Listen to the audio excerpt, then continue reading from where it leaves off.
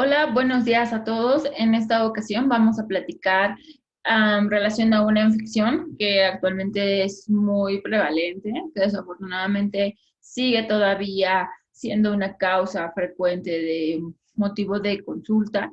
Y digo desafortunadamente porque pues todavía tenemos o ya tenemos actualmente muchos medios para prevenirla y muchos medios para tratarla, ¿no? Entonces en esta ocasión vamos a platicar un poquito de la infección por el virus de inmunodeficiencia humana y también de SIDA.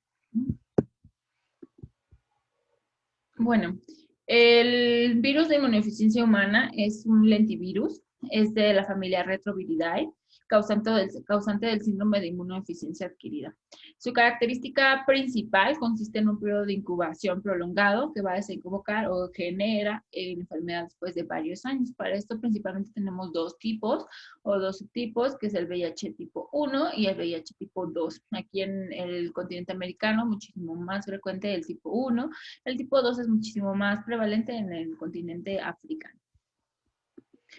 Este virus puede transmitirse por medio de las relaciones sexuales, ya sea vaginales, anales o orales de una persona infectada a otra no infectada. Principalmente es a través del contacto de la sangre y otros hemoderivados y además de todas estas secreciones que tenemos en estas áreas anatómicas.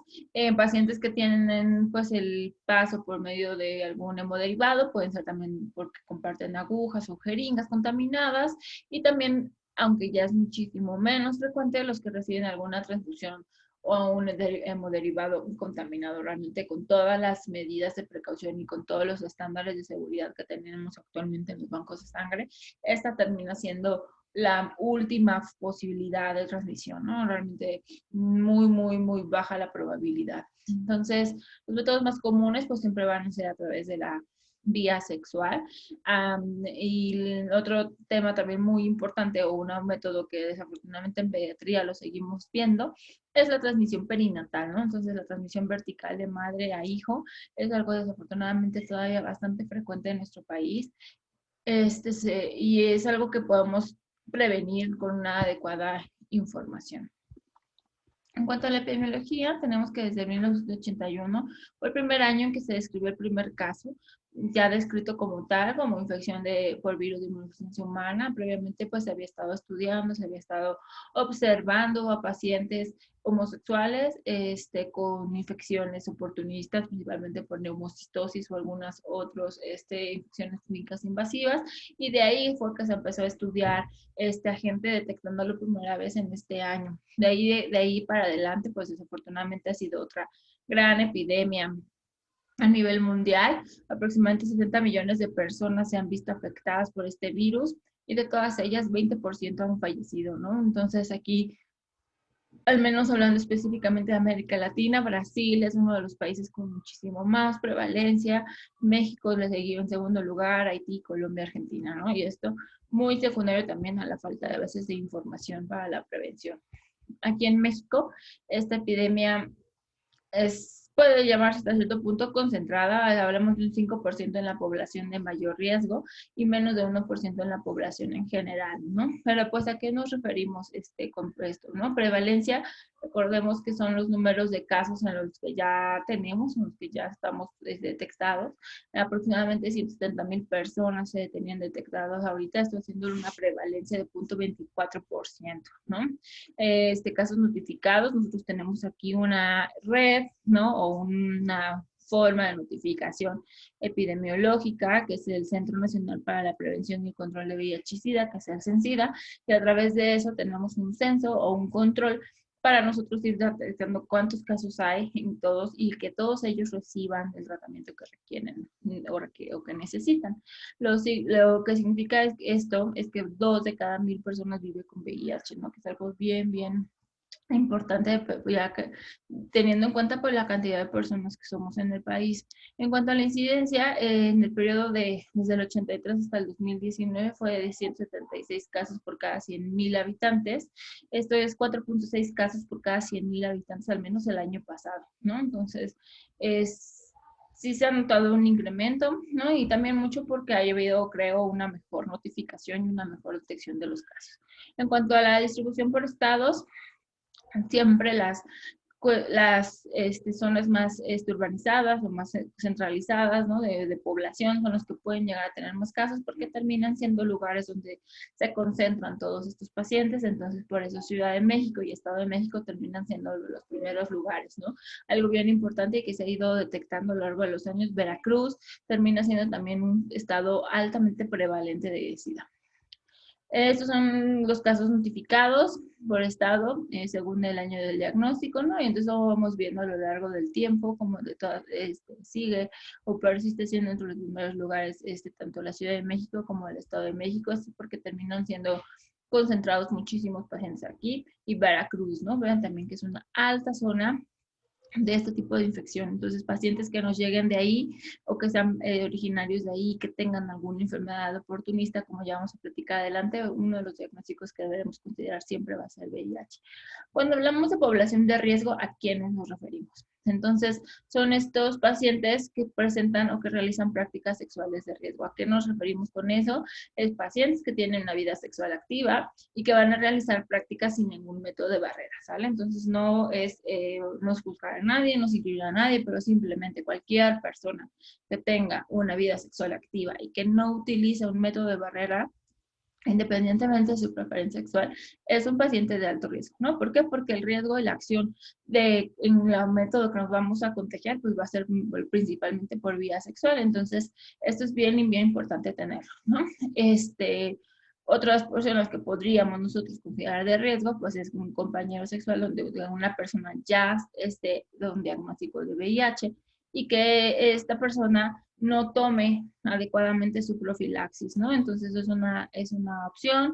Personas que tienen varios compañeros sexuales y que también no utilizan ningún método de barrera, y algunos otros como usuarios de drogas inyectables o que tengan uso de jeringas contaminadas, ¿no?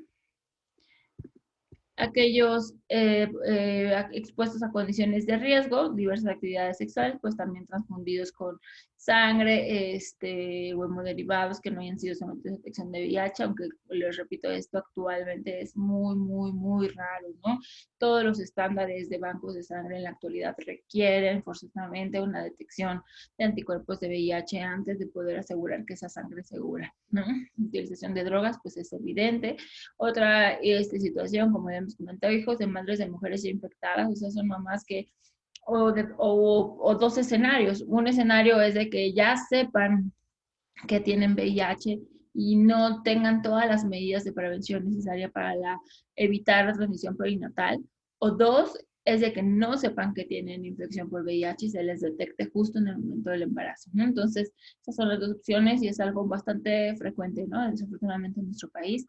Y personas que tengan, pues, punciones con agujas potencialmente contaminadas. Esto, pues, principalmente visto en trabajadores de la salud cuando tienen un accidente de trabajo, aunque recordar que también ese riesgo de tener o infectarnos por VIH de secundario a una exposición laboral o un riesgo de trabajo, pues termina siendo menos del 1%, sin embargo, también hay que considerarlo. En cuanto a la cuestión virológica de este virus o de este agente, recordar que es de la familia retrovirus, de la familia lentivirinae, y que pues causan, ¿no? Ya en estadios crónicos o ya más severos, pues el síndrome de inmunodeficiencia adquirida, ¿sale? Que no es lo mismo decir que está con infección por VIH a que está que ya tiene SIDA. Infección por VIH hablamos en los estadios en donde no tenemos como tal las características clínicas que hacen o integran un diagnóstico de una inmunodeficiencia adquirida. Eso principalmente la integramos cuando ya tenemos alguna enfermedad oportunista que confirme o que sea declaratoria de SIDA, ¿no? Si no tiene esas enfermedades, esas enfermedades que sean compatibles o que ya son confirmatorias de SIDA, pues estaríamos platicando solamente de una infección por VIH. Este virus es capaz de infectar de forma latente y duradera las células. Esto provoca efectos citopáticos a corto plazo y ya a largo plazo pues produce que haya enfermedades mortales o lentamente progresivas, principalmente infecciosas. El VIH-1 pues suele ser como causa más frecuente de SIDA, sin embargo eso también depende mucho de la población a la que estamos platicando. Como ya mencionamos, VIH tipo 1 es muchísimo más frecuente en nuestro país y en todo el continente americano, ¿no? En el VIH VIH-2 pues difiere su estructura genómica y antigenicidad, ciertas estructuras en las que no cambia totalmente, pero esas diferencias lo que ocasiona es que sea a lo mejor una progresión más lenta y no tan virulenta como el VIH tipo 1, ¿no? Ahora, ¿cómo es que produce la enfermedad, no? Entonces, nosotros hablando en cuanto al genoma del VIH, recordar que este virus es un tipo ARN que aproximadamente tiene 9.2 kilobases y pues tiene una exposición básica de las secuencias de los ácidos nucleicos como todos los otros retrovirus conocidos, ¿no? Entonces aquí tenemos una imagen donde tenemos pues el material genético dentro del núcleo vírico, ¿no? Y dentro de las proteínas que tenemos que tener en cuenta, pues es la P21, 24, la GP120, la GP41, ¿no? Que son los principales antígenos que van a poder estar detectando y que van a poder tener interacción con los CD4, con los linfocitos TCD4 y con los ciertos receptores de citocinas para poder nosotros iniciar como toda la cascada de respuesta, ¿no? Y entonces estas proteínas o estas glucoproteínas pues van derivadas de ciertos genes que tenemos aquí, ¿no? Y hay ciertos genes importantes hablando estrictamente en cuanto a VIH, ¿no? Por ejemplo, el RTL, esta expresión de los genes víricos se hace la integración del virus en el genoma del anfitrión. Entonces es importante porque una vez ingresado el virus a la célula del hospedero, en este caso del humano, ¿no? Va a lograr que el virus logre ingresar al genoma del humano y con eso poder hacer toda la replicación vírica, ¿no? El gen GAG codifica principalmente proteínas estructurales del núcleo, el gen EMF codifica las glucoproteínas de envoltura, que es como las que estamos marcando en el cuadrito verde, principalmente la GP120 y la GP41, que son muy importantes y son necesarias para que tengan la infección a las células, porque principalmente van a ser los receptores que van a unirse, ¿no? a ciertos, pues, ciertas sustancias, proteínas de las células del humano, ¿no? La POL, este gen codifica la transcriptasa inversa, la integrasa de las proteínas víricas. Esto es bien importante para la infección de las células. La transcriptasa inversa es una enzima que lo que logra hacer es de modificar o transcribir el RNA que tenemos y regresarlo a DNA para que este DNA pueda ingresarse al núcleo y una vez en el núcleo poder replicarse.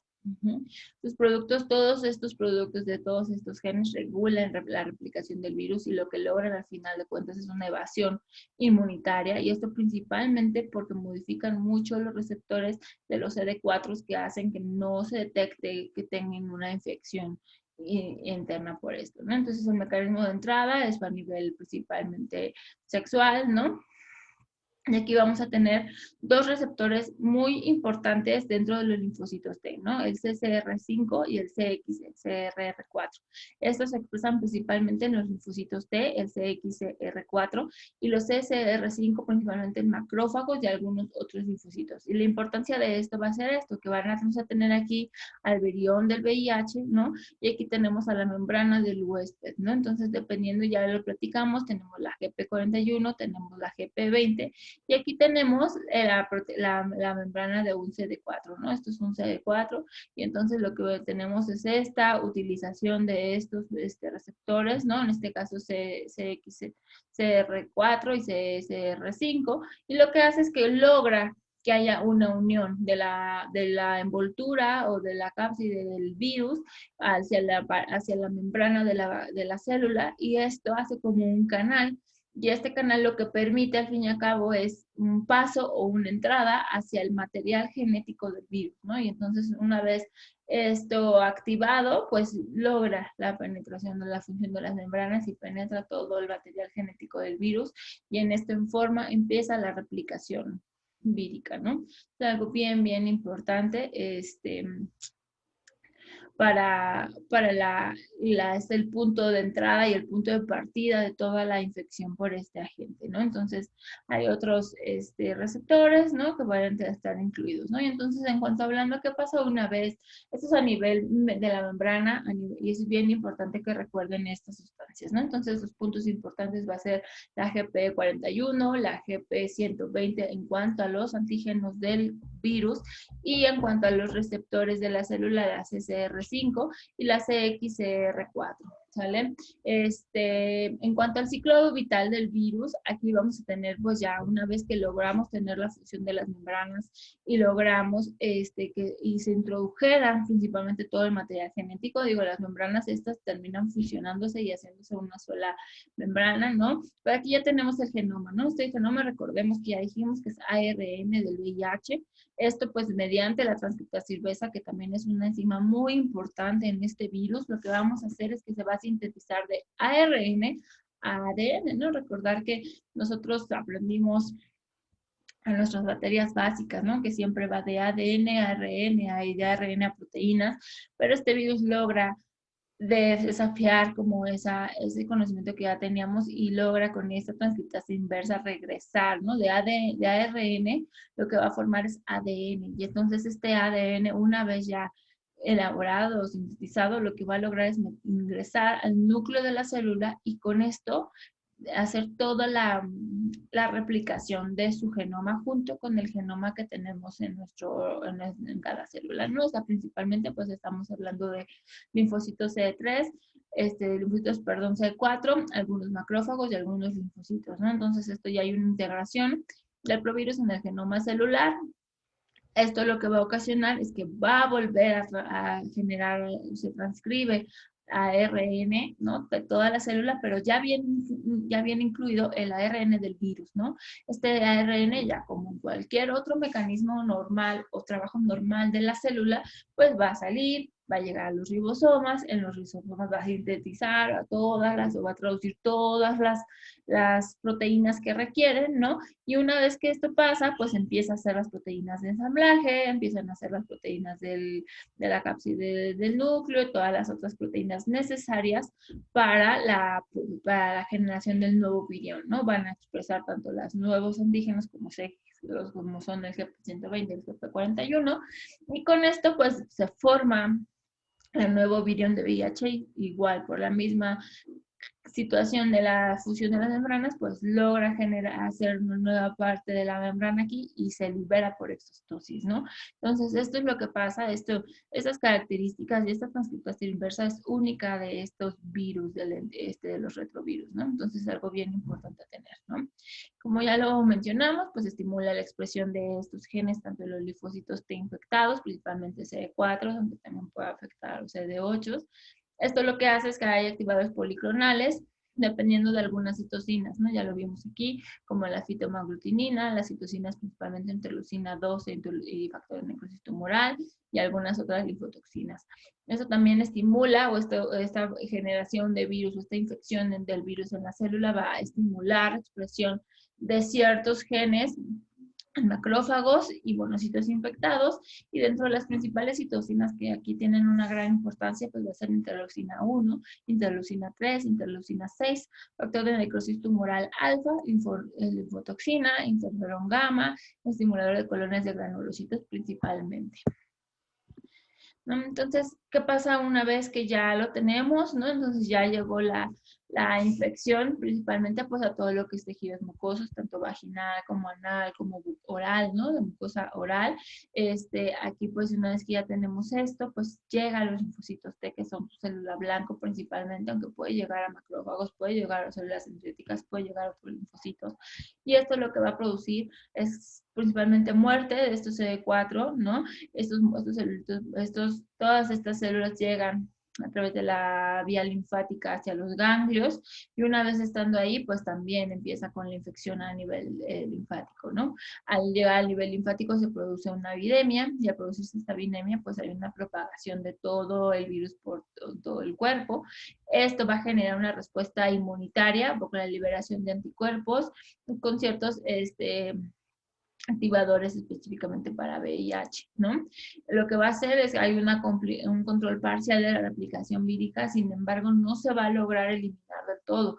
Recordemos que aunque VIH puede matar, también tiene ciertas formas de evitar que la célula muera, ¿no? Si evita ciertos mecanismos de apoptosis y de muerte celular, ¿no? Que genera que normalmente las bacterias, que las células tienen cuando se infectan de algo, ¿no? Entonces lo que van a producir es una latencia, ¿no? Esto es un establecimiento de la infección crónica, principalmente en los tejidos linfáticos, porque es donde están los linfocitos, ¿no? Entonces, estos van a ser los puntos de infección que vamos a tener principalmente, y al tener alterado todo el sistema linfático, no todos los ganglios, todas las células, pero principalmente los linfocitos TCD4, entonces no vamos a tener un sistema inmune adecuado para la defensa o para la prevención de otras infecciones, y es cuando podemos tener datos de infecciones oportunistas principalmente, ¿no? Candidiosis,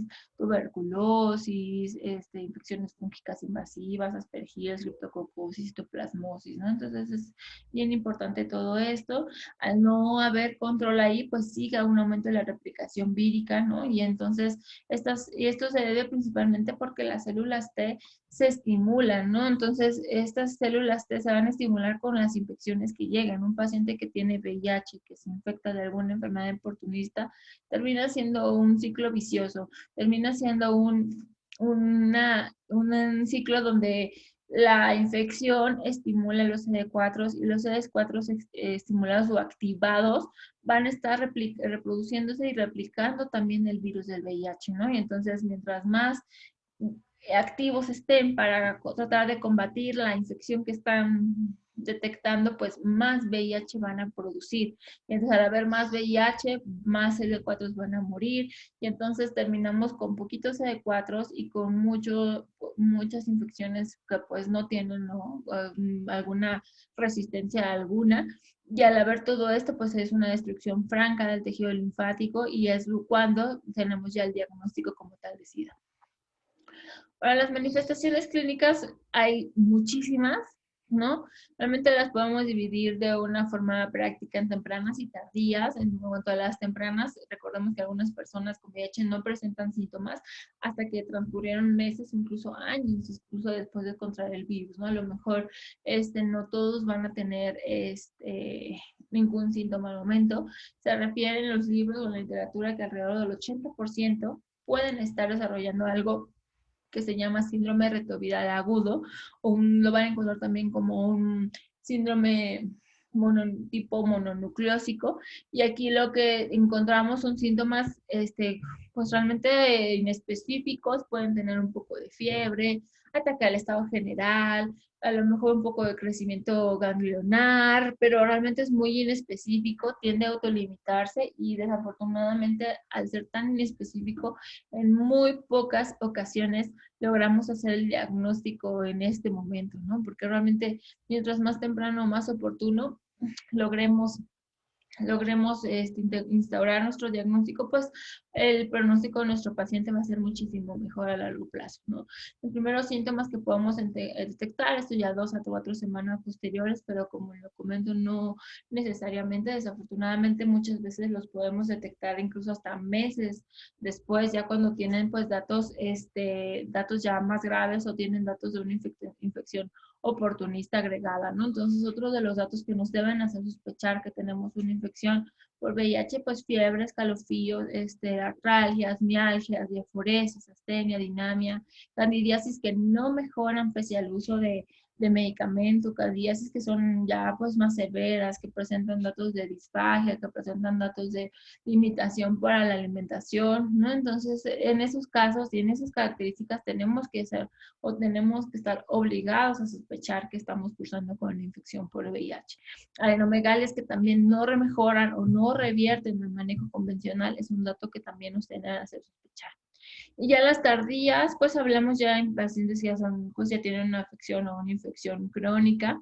Aquí en este caso, pues la persona, pues obviamente con todo lo que ya platicamos y con toda la afectación principalmente de los CD4, se vuelve muchísimo más vulnerable a enfermedades graves, principalmente enfermedades infecciosas, aunque no va a ser lo único. Desafortunadamente, al tener un sistema inmune así abolido también predispone a enfermedades hematológicas, predispone a enfermedades neoplásicas, ¿no? Entonces, esto también es importante que lo tengan ustedes en cuenta. En cuanto a las alteraciones o el deterioro que el sistema inmune genera, pues podemos enfrentar, o son pacientes que tienen diarrea persistente, diarrea crónica, ¿no? Ya lo platicamos poquito cuando vimos el tema de diarreas, ¿no? Entonces, cualquier paciente adulto que tenga una diarrea ya crónica, más de 3 semanas, más de un mes, que persista con la diarrea, que no mejore. Entonces ahí sí tenemos que considerar un inmunocompromiso y entre los más comunes desafortunadamente todavía es VIH. Fiebre, que también sea una fiebre pues de larga evolución, ¿no? Que ya incluso integremos como una fiebre de origen a determinar, ¿no? Entonces ahí siempre, tanto en pacientes pediátricos como adultos debemos de considerar este diagnóstico. Tos seca igual subaguda ya crónica, diaforesis, disnea, infecciones oportunistas, tanto bacterianas como fúngicas principalmente, candidiasis vaginal que no mejora el manejo convencional, una candidiasis orofaringe que no mejora el manejo convencional, ¿no? Pérdida es bien importante, ¿no? Porque a lo mejor podemos en algún punto detectar un paciente con una candidosis vaginal, pero pues si mejoró el tratamiento y no tuvo ninguna otra situación, pues no necesariamente tendríamos que conseguir al VIH, ¿no? Pacientes que tengan pérdida de peso involuntaria de más de 10 kilos, de más de 10% del peso corporal, ojo, es bien importante, aparte de pensar algo maligno, pues también considerar esta infección y astenia y adinamia permanentes o persistentes. Ahora, ¿cómo vamos a hacer el diagnóstico de esta infección, no? Entonces, principalmente debemos de diagnosticarla. Podemos hacer una prueba rápida de VIH, que principalmente lo que marcan son anticuerpos. Podemos hacer una ELISA, que es una, al fin y al cabo, una prueba convencional de inmunoabsorción ligada enzima, que es lo que significa el ELISA, y una confirmada mediante ensayo, que es el Western Blot por inmunofluorescencia directa, ¿no? Entonces, lo que necesitamos pues es hacer una prueba, ¿no? Finalmente serológica, y confirmarla con algún otro, pues puede ser Western Blot, puede ser algún otro tipo de pruebas, pero sí necesitaremos una prueba y una confirmatoria para poder integrar el diagnóstico. Una vez establecido esto, se recomienda realizar los siguientes estudios, ¿no? Entonces, las pruebas rápidas sí son buenas, tienen una buena especificidad, a lo mejor la sensibilidad no es tan alta, pero tienen una buena especificidad. Entonces, sí necesitamos tener como porque las pruebas rápidas son muy accesibles y en muchos lados, en muchos centros donde nosotros estamos trabajando, pues las podemos tener, ¿no? Entonces, siempre que salga una prueba negativa, lo más probable es que ese paciente no tenga. Pero si es una prueba positiva, tampoco podemos asegurar que tenga la infección por VIH, ¿no? Entonces ahí muy probablemente pues tendremos que hacer seguramente tenemos que hacer la prueba confirmatoria, ¿no? Más si estamos pensando o si tiene un paciente con muchos factores de riesgo para esto, ¿no? Igual una ELISA, si nos sale una ELISA positivo, tendríamos que hacer una prueba confirmatoria para poder integrar el diagnóstico. Estas son pruebas serológicas y dentro de las pruebas virológicas tenemos esto, la detección del ARN del virus o la carga viral, como la podemos también encontrar. Estos tipos de estudios no las hacen en cualquier sitio, desafortunadamente. Hay solo ciertos laboratorios que realizan este tipo de pruebas que ya nos cuantifican si detectaron, ¿no? El detectar este material genético, pues ya nos confirmaría, ¿no? De forma inmediata nuestro diagnóstico por VIH.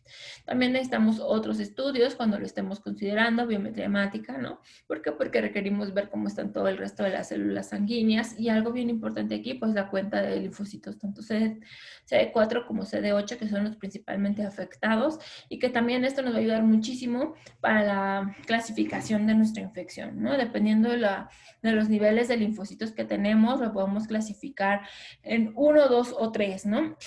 Y de eso depende pues de la cantidad, obviamente depende mucho si estamos hablando de adultos o de niños, pero pues es bien importante y porque también eso nos habla de qué tanta inmunosupresión tiene.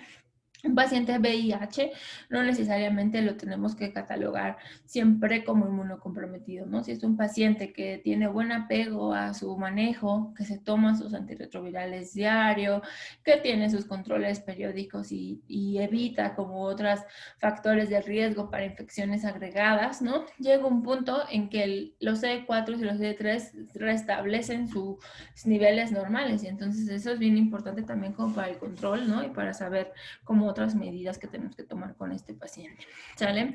Siempre más en pacientes adultos debemos considerar coinfecciones por alguna otra enfermedad transmitida por vía sexual, como la sífilis, hepatitis B, hepatitis C, ¿no? Y si tenemos clínica, pues incluso considerar otras ETS, ¿no? Pruebas de funcionamiento hepático, perfil de lípidos, examen de orina, química sanguínea, toda la batería inicial. ¿Por qué? Porque este virus pues afecta prácticamente toda la anatomía, ¿no? Dentro de los criterios diagnósticos de infección en niños menores de 18 años, aquí lo ponemos así, pero pues también hay que evaluar mucho, ¿no? Son 18 meses también lo que tenemos afectado. Esto es bien importante. ¿Por qué tenemos como esta pauta? Porque recordar que los niños chiquitos, y principalmente menores de 6 meses, nosotros pues todavía hay un traspaso de anticuerpos de la mamá.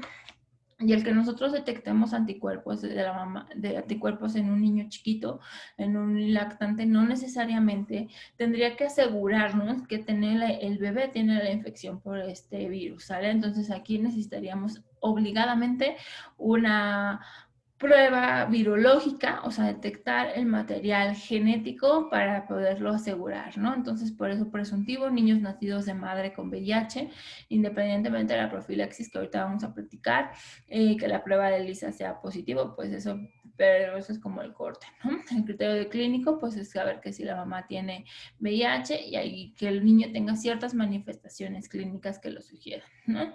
En mayores de 18 meses, pues el criterio de laboratorio de certeza va a ser un ELISA corroborado por un Western blot o cualquier prueba virológica que ya lo vimos, ¿no? Principalmente la detección de ARN, aunque también hay otras pruebas que detectan DNA y hay otras pruebas que detectan el antígeno P24. Entonces ya con alguna de estas nosotros podríamos fácilmente corroborar nuestro diagnóstico y el criterio clínico pues va a ser manifestaciones ya sea que cumplan la sospecha diagnóstica de una infección por VIH o ya que tengan criterios para SIDA.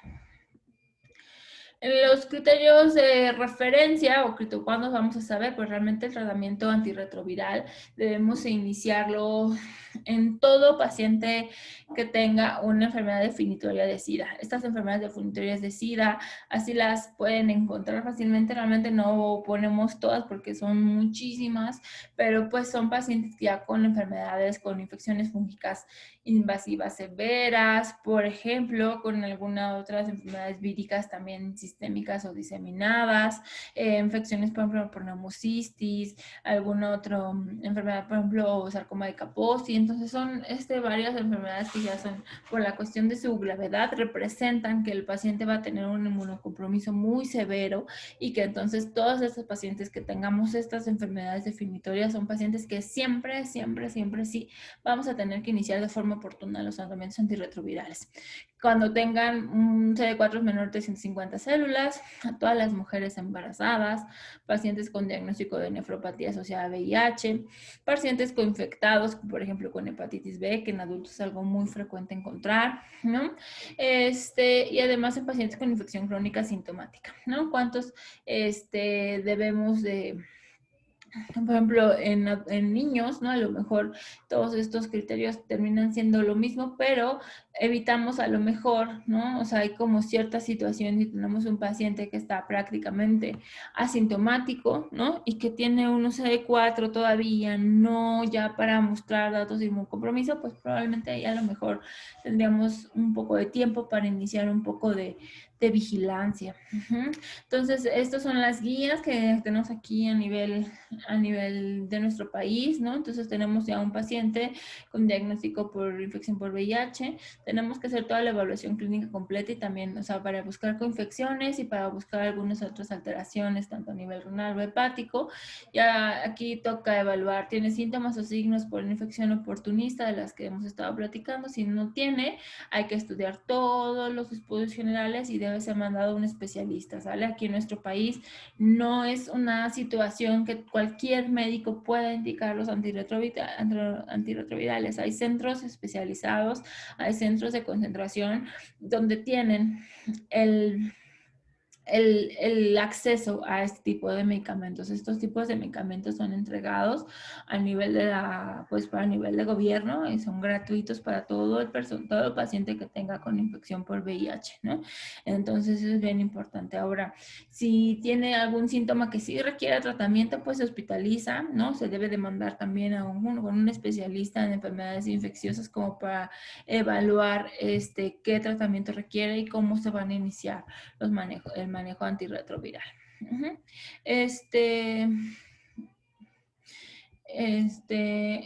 Dentro de las infecciones oportunistas hay muchísimas.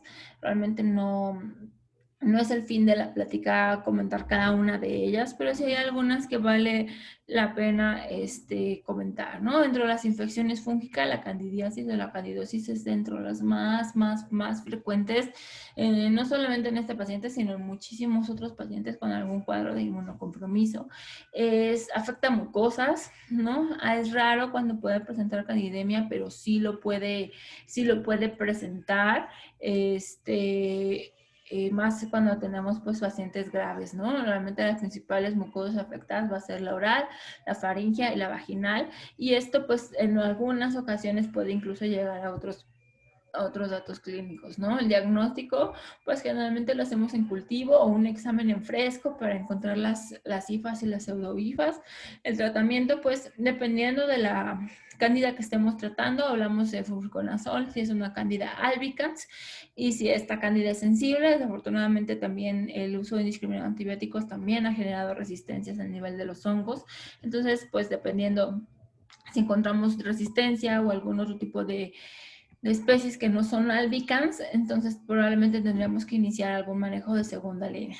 El criptococo el agente es el Cryptococcus neoformans, aunque también puede ser el GATI. Aquí principalmente causa meningitis en pacientes con VIH y con SIDA, ¿no? Esa también es una de las enfermedades definitorias de SIDA. Es dentro de las causas más frecuentes de meningitis, de infecciones a nivel del sistema nervioso central. Se adquiere principalmente por inhalación de las levaduras, es un hongo y se asocia muchas veces a la excreción o a las heces de las palomas, ¿no?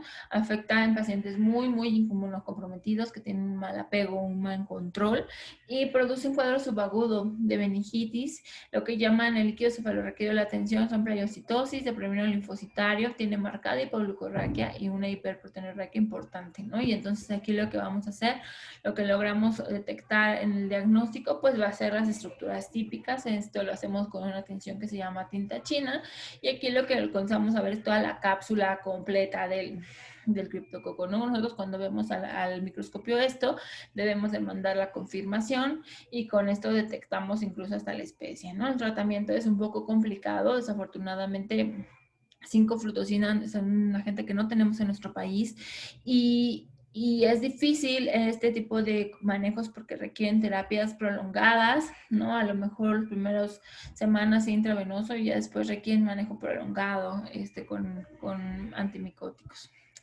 Pneumocystis jirovecii es una de las infecciones también muy frecuentes de este paciente. Es un microorganismo bastante ubicuo. También genera patología en pacientes altamente inmunocomprometidos. Algo característico es la elevación de la LDH y algo que llama mucho, que es muy característico, que debemos hacerlo sospechar, es cuando tenemos estos intersticiales, infiltrados intersticiales difusos, ¿no? Bilaterales, donde se ve como una alta la lesión, ¿no? O sea, como muy diseminadas las lesiones a nivel pulmonar. pulmonar.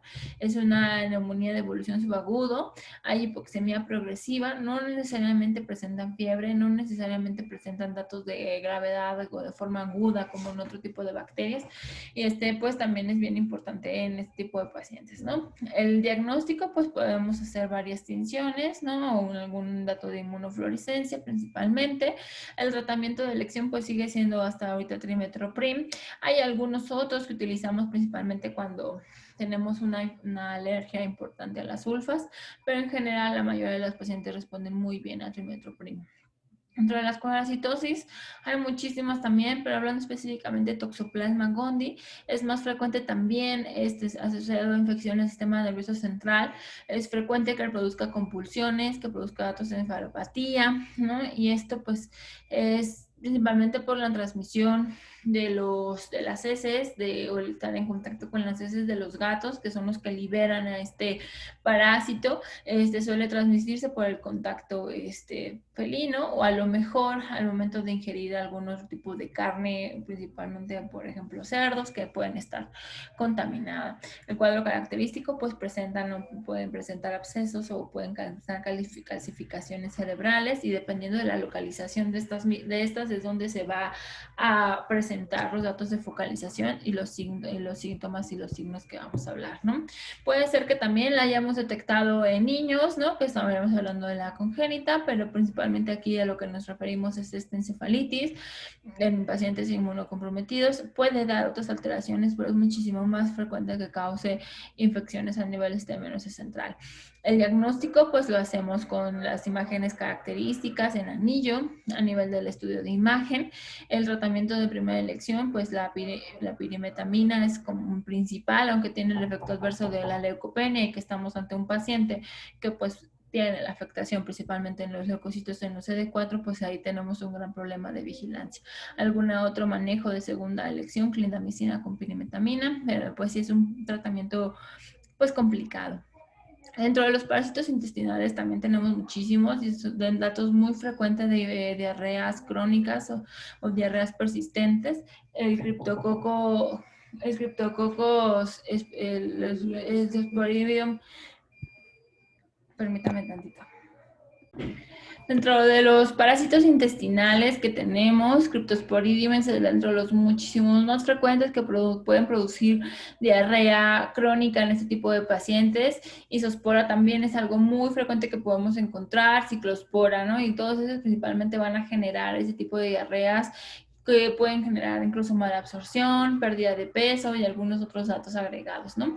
Esto ¿cómo podemos detectarlo? Encontrando los quistes producidos por dichos agentes, y también podemos hacer diversas tinciones como para poderlos detectar, ¿no? El tratamiento, pues dependiendo del que estemos hablando, podemos hablar de albendazol o algunos otros. Para el Cryptosporidium, que todavía es de los más frecuentes, pues no hay como un tratamiento adecuado como tal, ¿no? Entonces requerimos como un manejo ya más especializado.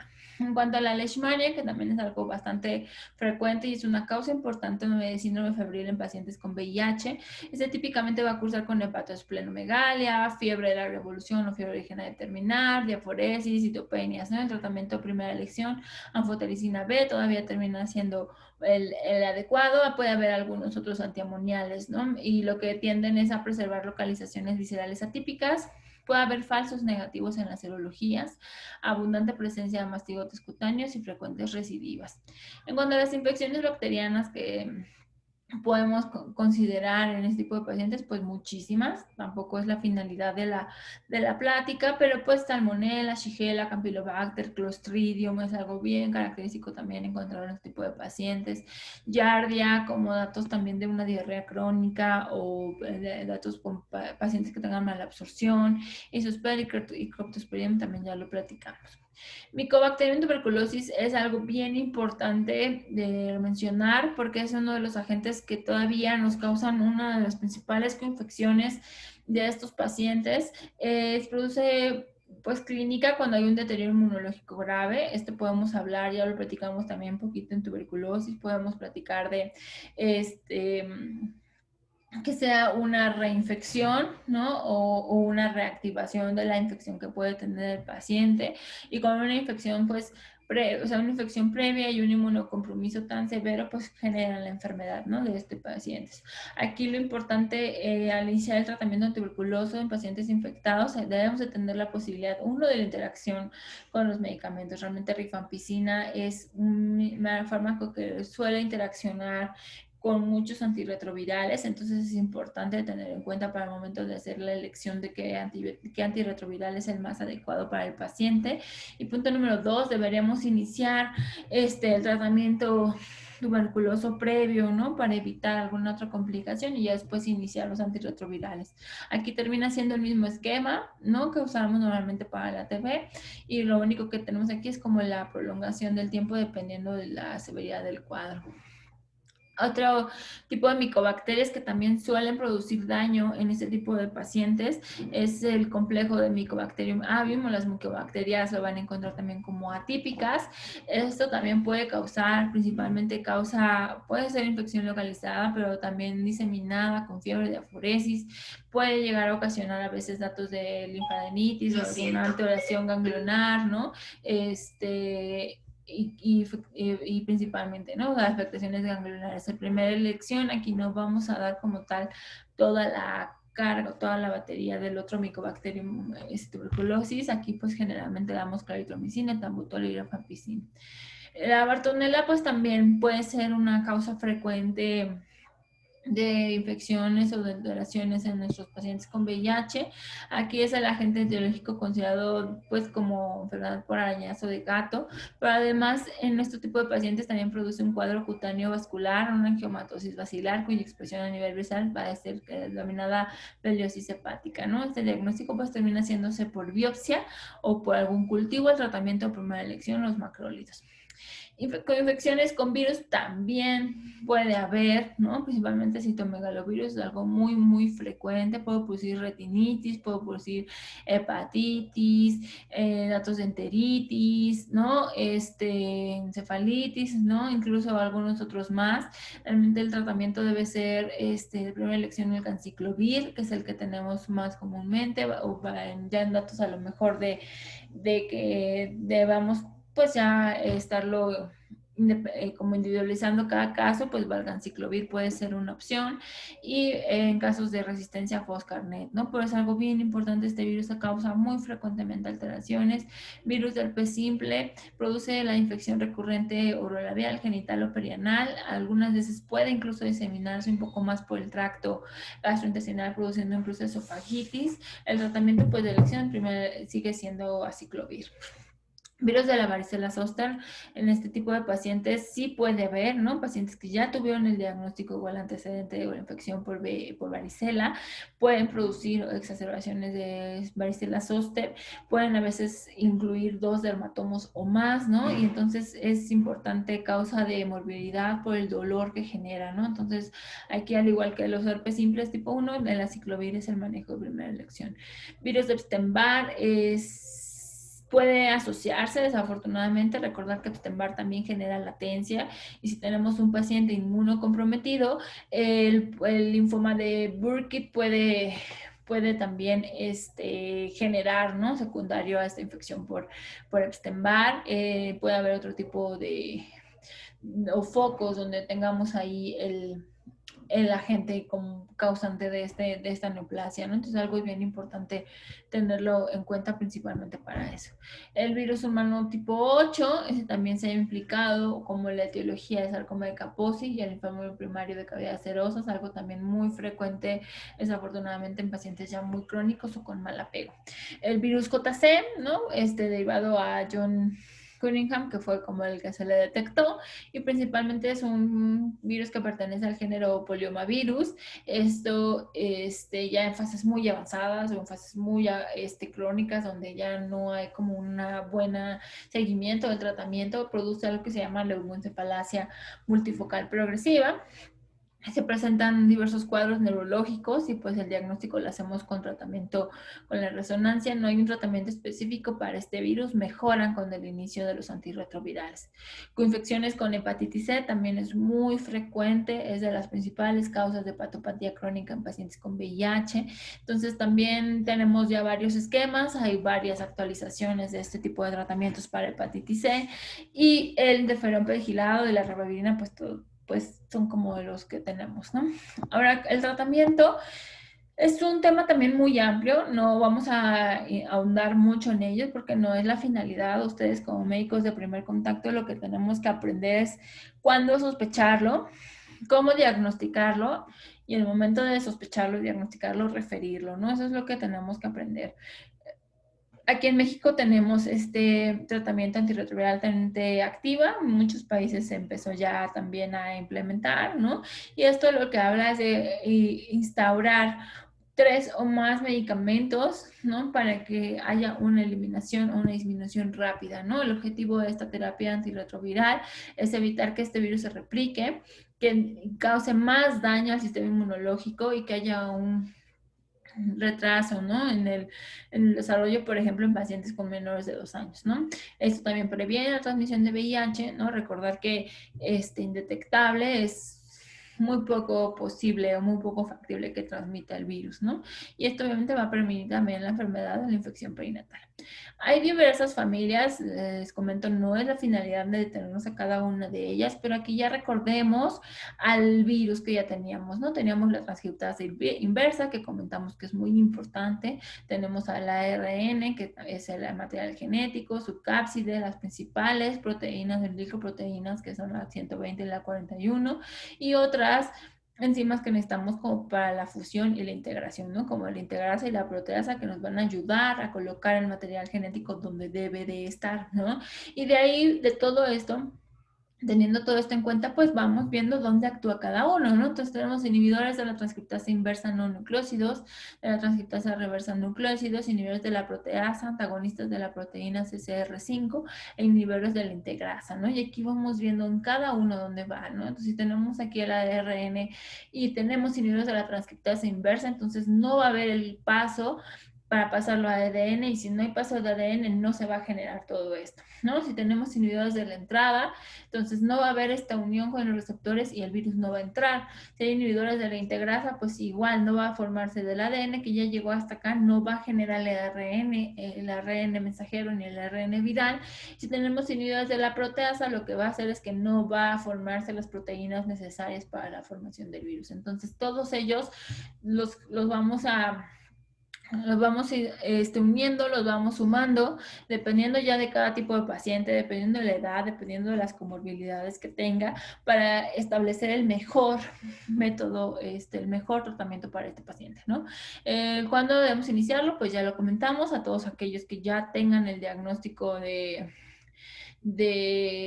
VIH-Sida, todos los pacientes menores de 1 año de edad deben de ser, pacientes que tengan inmunocompromiso y pacientes que ya tengan una afectación grave del virus, ¿no? ¿Con qué lo vamos a iniciar? Pues como les comento, hay muchísimas formas, ¿no? Dependiendo de lo que estemos pensando, ¿no? Si son mujeres que van a embarazarse, si son pacientes pediátricos, si son pacientes de no es la finalidad que se recuerden todo eso, deben de saber que principalmente lo indicamos 3 antirretrovirales, siempre deben ser una combinación de varias de estas familias que ya les mencioné y deben de estar de forma oportuna y de forma diaria sin suspensión, ¿no? El pronóstico de la enfermedad, pues, es el resultado o el curso previsto de la enfermedad. Puede ser fatal sin tratamiento o es fatal sin tratamiento. La terapia retroviral, que comienza después de la detección del estado positivo ayuda muchas veces a demorar el estado de SIDA. ¿No? Entonces, no, uno quiere decir que nunca lo vaya a tener, pero muchos de estos pacientes realmente no presentan ninguna otra infección o definitoria de SIDA. Los factores que afectan, recuento celular CD4, ¿no? Cuentas más inferiores pues indican una inmunidad más baja. La edad del paciente en los niños y ancianos pues también tienen ciertos problemas, algunas infecciones concomitantes, si los pacientes de por sí ya son adictos a alguna otra cosa y que tengan enfermedades asociadas. Las medidas generales de prevención, pues uno tiene que hacer la promoción de la salud. Tenemos que explicarle bien a nuestros pacientes y bien a nuestros adolescentes una educación sexual integral, ¿no? Una disminución de los daños que ya pueda llegar a presentarse con un tratamiento antirretroviral, ¿no? Y dentro de las principales medidas de prevención está la transmisión materno-fetal, ¿no? Según la OMS, la importancia de transmitir o de administrar la terapia antirretroviral altamente efectiva de por vida. Esto es importante a todas las personas embarazadas, ¿no? Administrarlo de por vida, esto genera disminución de la prevención de la transmisión perinatal independientemente de los niveles de CD4. Entonces, cualquier persona, cualquier mujer embarazada va a necesitar el manejo o la prevención. Y aquí, ¿cómo se va a generar? Hay varias situaciones que tenemos que tener en cuenta. Entonces, punto número 1, necesitamos tener detectada a la mamá, ¿no? El punto número donde vamos a empezar la prevención de la transmisión perinatal es que la mamá esté controlada, que la mamá sepa su diagnóstico y si se sabe ya positiva, pueda tener una carga viral indetectable. Madres con carga viral indetectable va a ser muchísimo menos factible que pasen el virus al bebé. ¿Y eso cómo lo vamos a hacer? Teniendo un adecuado control prenatal, ¿no? A nosotros como médicos de primer contacto nos va a tocar estar, ¿no? Vigilando y monitorizando el control perinatal, prenatal de estos pacientes y nosotros tenemos que siempre sí o sí hacer estas pruebas de detección de VIH para poder saber y de forma oportuna iniciar. Ese es el punto número 1. Luego el punto número 2 pues va a ser la profilaxis antes del trabajo de parto, ¿no? O sea, iniciarlo, ¿no? Después del trabajo de parto, dependiendo, esto ya para los niños, para los lactantes, ¿no? Entonces, dependiendo del cuadro en el que estemos, normalmente se les deja sidobudina, se les deja nevirapina, ¿no? Y algún otro, dependiendo de cuánto esté, de 4 a 3 semanas, ¿no? Dependiendo de cómo vayamos viendo y si tenemos ya el diagnóstico definitorio de SIDA o de VIH en este caso. Orientaciones actuales, pues hay que priorizar el tratamiento cuando tengan niveles de CD4-350 o cuando ya tenga una enfermedad definitoria de SIDA. Mujeres con estos recuentos, pero que todavía no pueden reunir criterios para recibir tratamiento, iniciar el profilaxis temprano durante el embarazo.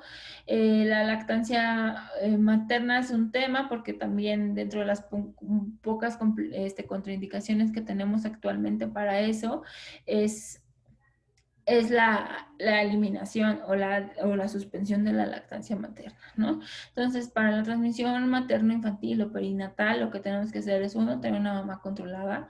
2, la sugerencia es el nacimiento vía cesárea, y esto para eliminar totalmente la posibilidad de contacto con secreciones vaginales de la mamá. Entonces, sí puede haber cierto contacto con la sangre de la mamá, pero en teoría estamos hablando que si es un procedimiento programado, pues habría más control de ese tipo de exposición, ¿no? Punto número 3, para la prevención de la transmisión materno-infantil, pues va a ser la administración de sidobudina intravenosa a la mamá 1 hora antes de la programación de la cesárea. Estas cesáreas son programadas en la semana 38, ¿sale?